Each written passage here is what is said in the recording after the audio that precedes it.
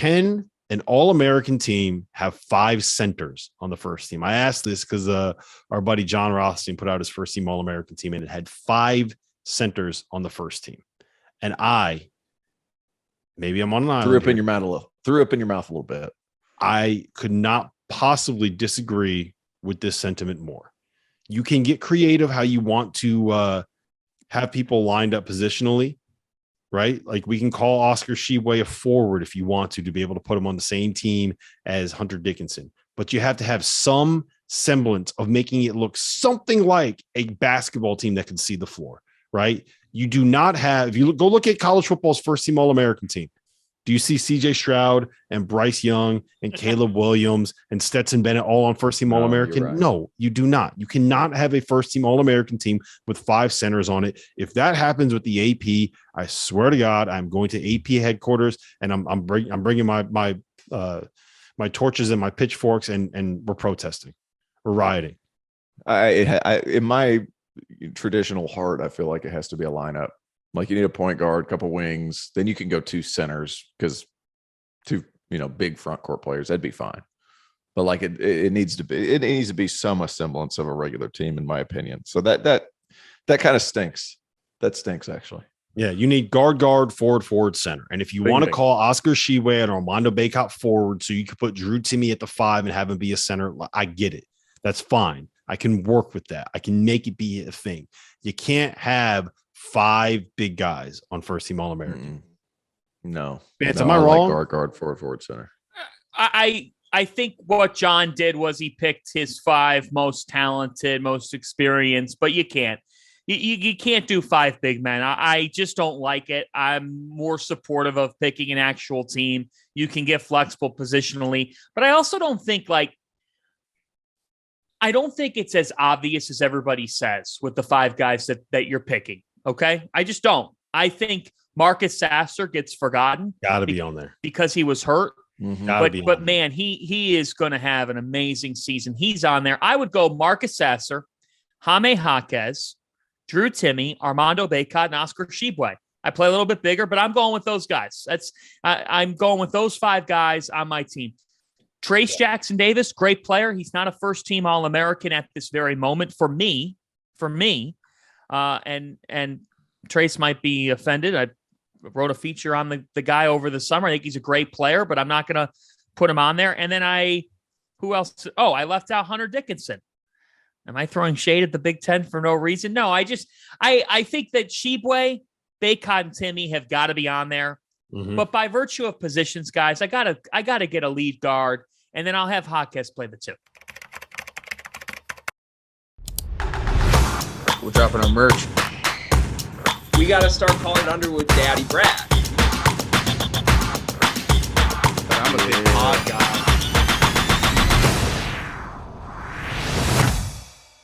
Breaking news. The Field of 68 has an online store, and it's your one-stop shop for the latest and greatest merch in college basketball and college football. You can find shirts to support your favorite team, make fun of your rival team, or boast Field of 68 catchphrases like Daddy Brad, Cussin' and Discussin', and the Star Heels. Go to www.fieldof68.shop today and enter promo code touchdown for 20% off at checkout. Yeah, I can get behind that.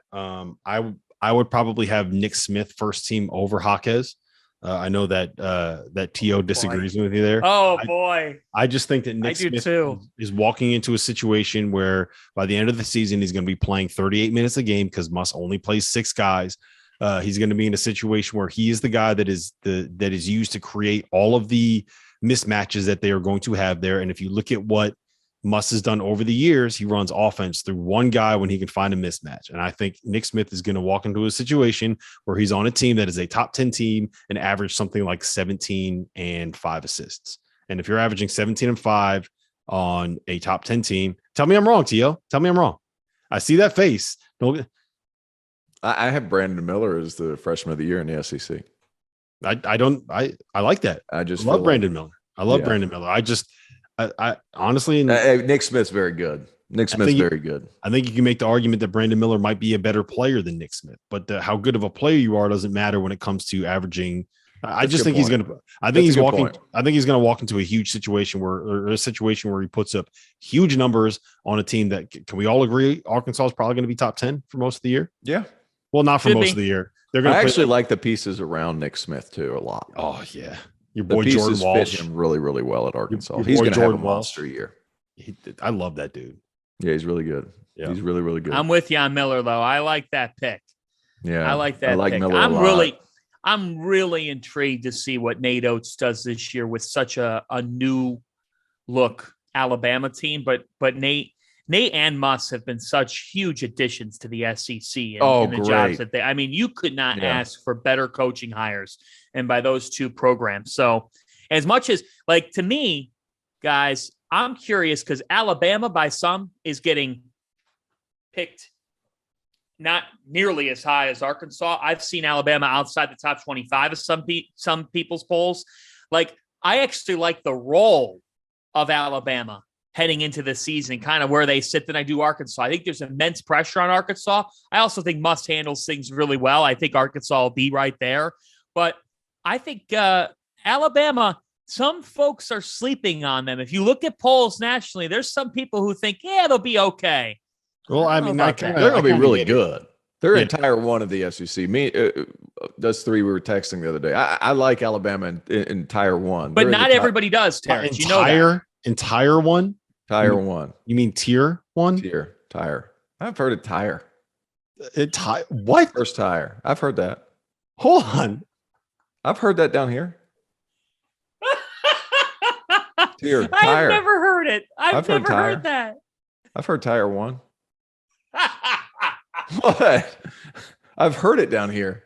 It's not me making shit up. I've heard Tier 1, Tier 2, Tier 3. Now I'm embarrassed because I feel like I'm saying something wrong, but I've heard Tier 1, Tier 2, Tier 3. You are, and you should be. No, I've heard, that must be a regional thing. Well, we might. Tier 1. First tire, second tire. I've heard that. Oh, that's getting clipped. Yeah, do it. You can clip it. But I've heard Tier 1, Tier 2. There? I haven't heard, to be honest with you, you guys saying tier is one of the few times I've heard it. Let's keep it moving. All right, T.O. So anyway, the tier 1, Arkansas, Alabama, Tennessee, Kentucky. Like they're all very close. I think Alabama's on the bottom of that tier, but they're in there. They're in that conversation.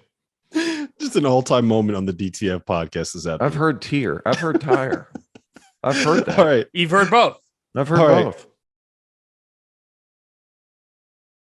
What's going on, guys? Rob Doster here, the founder of the Field of 68 and the Field of 12 Media Networks. I wanted to take a quick minute to let you guys know about an exciting new project that we have been working on for the last 3 months. The Almanac, an all-encompassing preview of the 2022-23 college basketball season. We spoke with every single Division I head coach to give you a robust and accurate preview for all 363 Division I college basketball teams. We have predictions for conference finishes for all 32 leagues. We have features on the best freshmen, the best big men, the breakout stars, the coaches on the hot seat, so much more. It is 600,000 words of sheer happiness for the college basketball fan in your life. The Almanac is going to be available for digital purchase on September 26th for just $19.99, but you can pre-order it today using the promo code HOOPS and save 20%. Just hit the link in the description below.